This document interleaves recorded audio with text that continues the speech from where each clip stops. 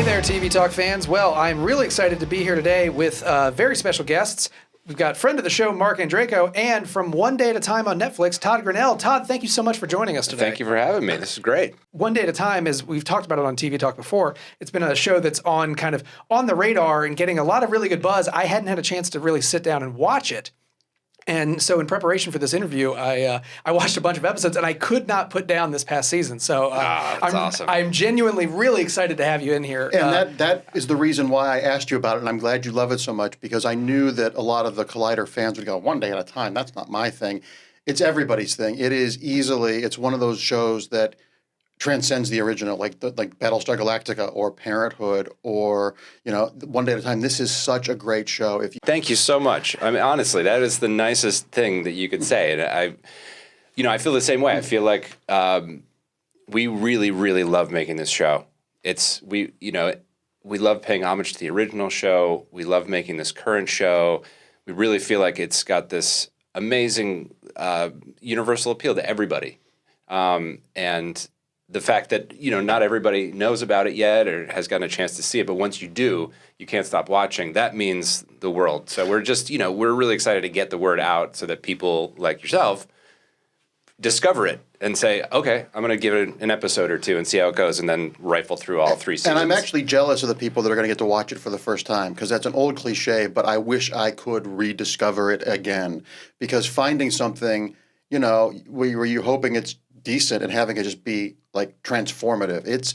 I laugh and cry every single episode, and it's all earned, and it's so specific. Unlike the original, which took place in Indianapolis, this takes place in Echo Park with a Cuban family, and the counterintuitive thing is the more specific you get, the more universal it becomes. Sure, yeah. And I'll shut up in a minute, but 2 words, Rita Moreno. Yeah. That actually segues perfectly, because I wanted to talk to you real quick. You play Schneider, the landlord. Yes. Who, as we talked about before the interview, could easily just be the goofy sidekick that pops in, with a funny catchphrase here and there. But you seem to have a much more well-rounded character. Yeah, well, it's funny. I talk to Mike and Gloria, our 2 showrunners, quite a bit, and all the time. We talk all the time. We are like a family. But in the first season, I walked up to them after we shot the finale, and I said, guys, thank you, because this could have been Screech.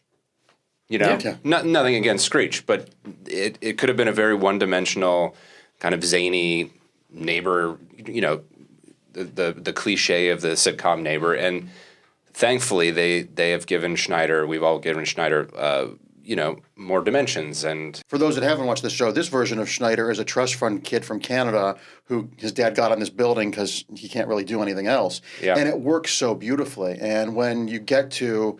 Have you gotten to his father? Oh yeah, no, I finished the whole arc, which was incredible. Another 2 words, just an actor's name. His father is Alan Ruck. Yeah, and who's amazing, by the way, right, guys? Yeah, I mean, that's the thing. Could not have been there's better. Not a weak link on the show. Could not have been better casting. No. What was it like working with Alan Ruck as your dad in that episode? Oh my God, he is incredible. First of all, he's probably the nicest, coolest human being on the planet. And then he just comes in and, he's been doing this forever. And every venue, drama and sitcom, and he was on Spin City, and he's done, as we all know, a million iconic roles. And so I would kind of, it's like working with Rita, and you kind of get lost for a second. Then you're like, oh God, I'm in the scene. I gotta pay attention. I'm and like he looks like he could be your dad, too. Yeah, totally. You'd have a really tall mom, yes. but he looks like you both have excellent hair. Thank you. I appreciate that. I think that's the connection there. Well, once he put on the glasses, everyone was like, oh my God, that's Schneider's dad. You directed an episode this season. I did, yeah. I directed episode 8. She drives me crazy. Which was a great, great, great episode. What was it like directing the world's first EGOT? You have Rita Moreno there, and just thinking about her makes me cry. She has been in my life since I remember Electric Company with her and Morgan Freeman, and then discovered that was like the most insignificant thing. Right. What was it like directing someone who is truly like a global treasure? The thing is, it was in season 3, so we've had a few years together. We've all become so, so close. And the great thing about the entire cast, I mean, first of all, they were all incredibly supportive and gracious and loving, and it's an awkward thing sometimes for a cast member to step on the other side of the camera and say, okay, now I'm going to tell you what to do. But it's such a collaboration on the show at all levels, from every single person involved. Like everybody's treated equally, everybody's given the same voice, and the show and everybody, all the cast just want to make the best show possible. There's no ego. It's just like, how do we honor this show? How do we honor the writing? How do we just make something that touches everybody? And Rita's such like a, when you get down to it, she's like a worker among workers. She just wants to be good and make a great show. And she's so open to, as everyone in the cast is, so open to ideas and making things, like, oh, let's try this, and what do you think about this? And just totally present and available and there and wanting to play. The guest star who plays your girlfriend Avery on the show, who you happen to know. How do you know her exactly? I know her. We knew each other a little bit before we did the show, but my wife, India Beaufort, plays Avery this season on season 3, Schneider's love interest. I didn't know the connection. Yeah. Because there's quite a bit of chemistry there between the two of you. Thank you. Good. Thank you. That's a good thing. Well, we cheated. I mean, we had a few years to work on the chemistry. True. Fair. But yeah, no, we were really lucky this season. I mean, it's a rare thing. We're both, we're 2 actors who got married, and it's rare that you ever get a chance to work together. But we're Gloria Calderon-Kellett, who is one of our executive producers, is an old friend of ours, and she's a fan of India's, and India's a fan of hers, and they were just kind of, I think Gloria was waiting for the right time within the show to be able to put India in there, and so it worked out that they wrote this part, and she was perfect for it, and we had so much fun. We actually had our first baby about 3 weeks before season 3 started. Oh, wow. So when India came on, we had the baby up in the dressing room with the nanny, Wow. hanging out, taking a nap, and we were downstairs shooting, and we would run up, and India's pumping and feeding the baby, and it was hilarious. But it was just such an awesome way to celebrate his birth. Really, was for his 2 parents to get to work together. That's awesome. For the first time. That's very What's cool. also really great about the show is because you have kids, there's naturally following them grow. Like Alex Yes. in the first season and Alex in the third Crazy, season. right? It's great. I mean, he's physically like 9 feet taller. He's a different but person. Once again, those are kid actors who, they're actors. They're not child actors. No, they're Right. working hard. I can't imagine having the presence and the wherewithal to be as good as all the kids are on that show, acting opposite all these veterans. They astound me. I mean, when Marcel started, he was, I don't even know how old he was. He was like 12 or 13. Mm-hmm. I mean, he was a baby. Wow. And now he's like a young man. And we got to do some stuff this season. I don't know. The scene with you guys in the laundry room. Yes. Yeah. Yes. I don't want to spoil anything. Episode but 12, I think it was. was that 12? 12 Yeah, or 11 13. or 12.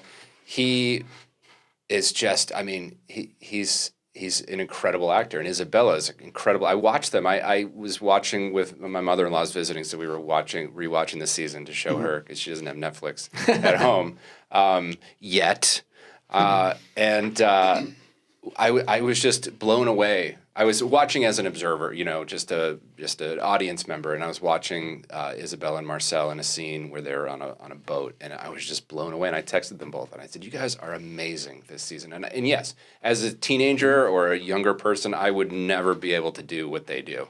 Yeah, I don't know how they do it. It's incredible. They're very, very talented, very mature kids. And the other thing that I think is really spectacular about the show is the daughter, Isabel, is a gay character. Isabella, yeah. Isabella is a gay character. But the show is never capital I issues. It's just real. And the way her relationship with her father has gone from the very first season to this season, and having a non-binary Yes. life partner who is also so brilliant with the She's level great. of comedy. Sheridan Pierce, And I will never think of Benihana again ever without thinking of the show. Yeah. It really is. If you didn't know Norman Lear was part of the show, you would think Norman Lear made the show because, like the sitcoms of the '70s, this show isn't about like this episode. Ross slips on a banana peel. It's about this episode. PTSD is experienced by the lead. The brilliant Justina Machado. Yeah, Justina blows me away every episode. The scenes that we get to do together, where it's just the 2 of us in a room, are some of my favorite scenes ever. She's just. Talk about switching from comedy to drama at the drop of a hat. I mean, she is the most present, just available and in touch actor. She's really, I mean, she carries the show and she does it brilliantly, and we're all very lucky. And well, every single character on the show is three-dimensional. They're all real. It allows you to get goofy and broad with, like, you know, there's an episode with you in your hot tub in your apartment. Right. It allows goofy sitcom-y tropes like that because these characters are so real. Yeah. The gun episode. I mean, I'm going to be vague with. I'm not going to give you spoilers, but there are things.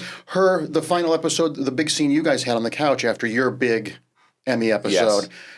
It goes from it's what life. You have really deep, sad moments and really, really funny moments, and they intersect. And it's just. That's the way they're supposed to be. So easy. Well, thank you. It's insane. We have a really brilliant writers' room. I mean, Mike and Gloria and all of our writers really do an amazing job of.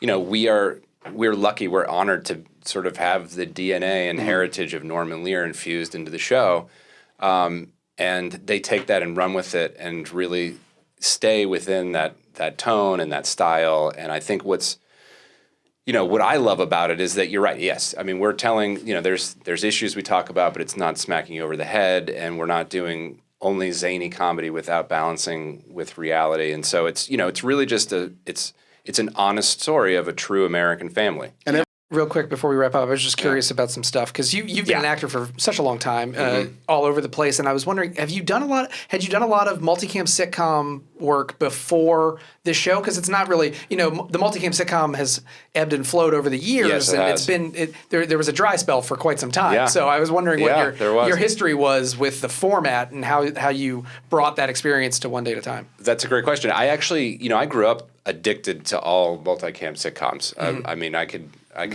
nerd out and talk about sitcoms forever. And sometimes I do. People are like, how do you remember that random episode of Coach or whatever the hell it was? So, you know, I kind of always wanted to do multicam sitcoms. Yeah.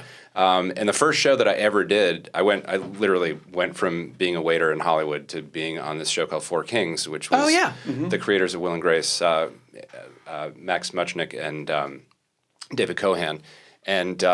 And we were lucky enough to, I mean, we did 13 episodes. It didn't last very long, but it was my first big sort of job, and I had the best time of my life there. And so that was sort of my beginning of working in this business. And then since then, that was actually right when I think sitcoms sort of fell out of the cool multicam. Yeah, it kind of fell out of favor a little bit, and there was like My Name Is Earl and The Office and a bunch of great single cams and you know, now I feel like they're starting to come back a bit, especially with One Day at a Time. People are starting to see like, oh, okay, you know, like, yes, and one of the things that drives me crazy is I see on Twitter a lot of people are like, I can't stand the canned laughter. I just want to tell everybody. It's not. That is an audience of 300 plus people every single show night that we do. So it's, you know, we really look at it like we're shooting a play. Yeah. And that's how it feels. I mean, Gloria is a playwright and you know, a lot of us come from theater. And so to us, we're putting on a play once a week.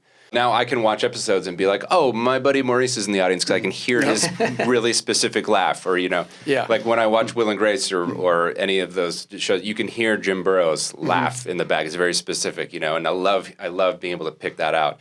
But so anyway, then I spent, after Four Kings, I did a bunch of guest spots and different things on multicams, and then a bunch of other, you know, various other work. You just do whatever you do. Yeah. But you know, I feel like I always tell Mike and Gloria, I said, this show has to last for like another 40 years because I feel like I've reached the peak. Like this is my dream job in every single possible way. So like I'm just going to retire after this. So we have to keep this going for decades because I'm still young. And I'm selfish. I asked you to come in because I want this show to go to 100 episodes. I'm selfish too. I agree. So please do the hashtag One Day at a Time. Well, the hashtag, it's actually hashtag renew ODAAT. That's how, ODAAT. Yeah, you called me the night. I don't know if anybody knows this, but Gloria and Mike went to a meeting with Netflix, and they adore the show, and we love Netflix, but they mentioned that, you know, they would like it to have more viewers. Sure. And so Gloria came out of that meeting and sent a tweet out that I'm such an old man. It went viral. It trended. Yeah. It had like tens of thousands of retweets and all this stuff. It was like the second trending thing on Twitter that night. For a couple of days, it was. That's good. Yeah, it was That's good. Big. Yeah, it was great. That's very good. So you know, thank you to all of our fans. Anybody who's listening who was part of that and who supports the show already. But keep going. Keep telling people. It is hashtag renew ODAAT with 2 A's.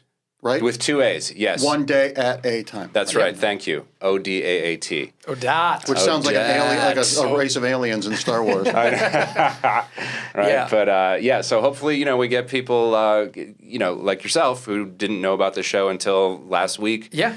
Jumping in and falling in love with it. It's awesome. Yeah. Todd, thank you so much for coming in. Thank you, Thadd. Everyone, you can check out One Day at a Time on Netflix. There's 3 seasons up there right now. Todd, where can people find you on Twitter to move the renew ODAAT? Yes, Twitter and Instagram at Todd Grinnell. Wonderful. 2 N's, 2 D's, 2 N's, 2 L's. 2 D's, 2 N's, 2 L's. All right. Yeah. Well, there you go. That's it. You'll see all of our. You can follow everybody I follow. You keep up with everybody on the show and what's going on. We Perfect. drop lots of behind the scenes videos and photos and cool stuff. That's very exciting. Yeah. Well, thank you so much for coming in. Thank you, Marc, for you. bringing him in. Thank you for being open to it. Of course. And and I can't say it enough. I could not put down season 3. I'm going to go back and watch a few episodes of 1 and 2 very soon because it was a lot of fun.